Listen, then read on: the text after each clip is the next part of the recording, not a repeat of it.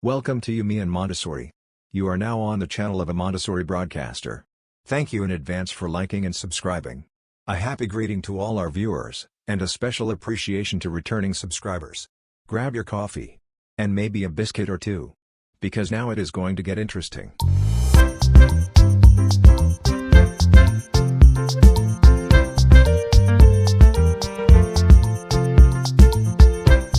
Ready?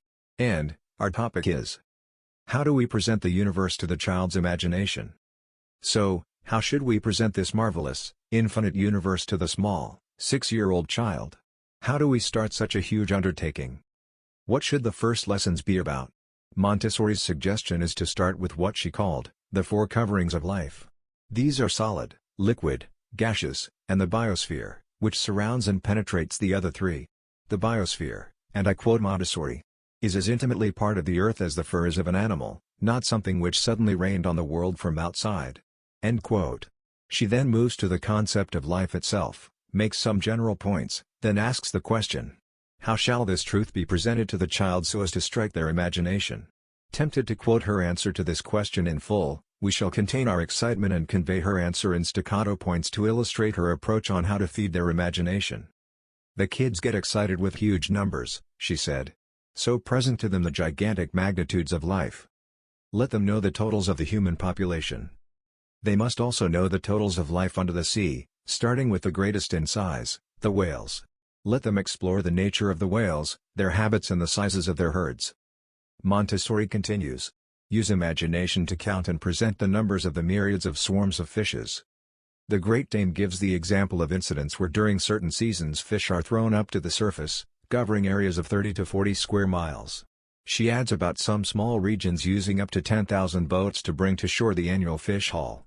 She mentioned that in Europe the sale of cod alone comes to 40 million per year. We of course need to adapt the statistics and other information to modern facts. Then entice the children with the magnitude of reproduction.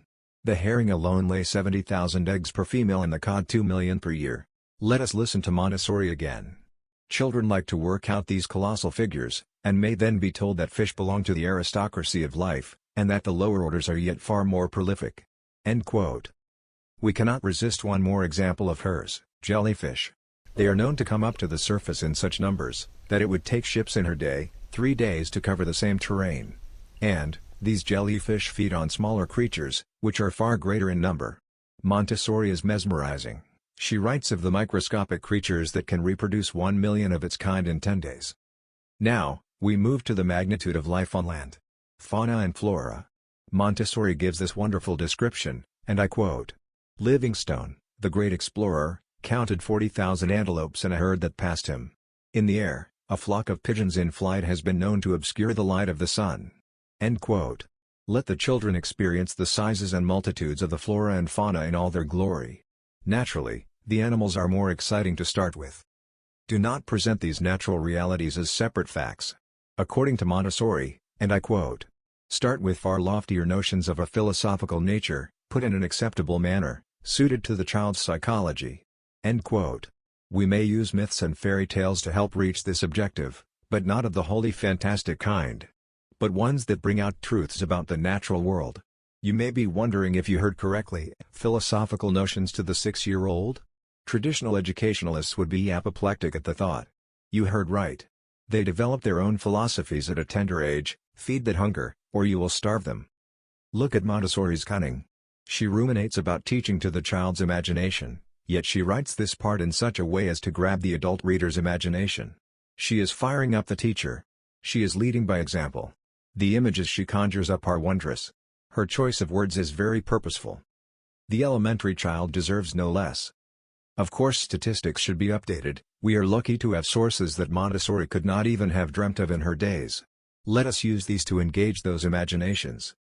And so, we have come to the end of the 7th video in our series on Montessori's famous book, To Educate the Human Potential. The title of our next video will be, The Drama of the Ocean. If you enjoyed it, please subscribe and hit the like button. It helps us to promote our channel. Your opinions are important to us. So, let us know what you think of this video by passing us a comment if you wish. And, thank you very much.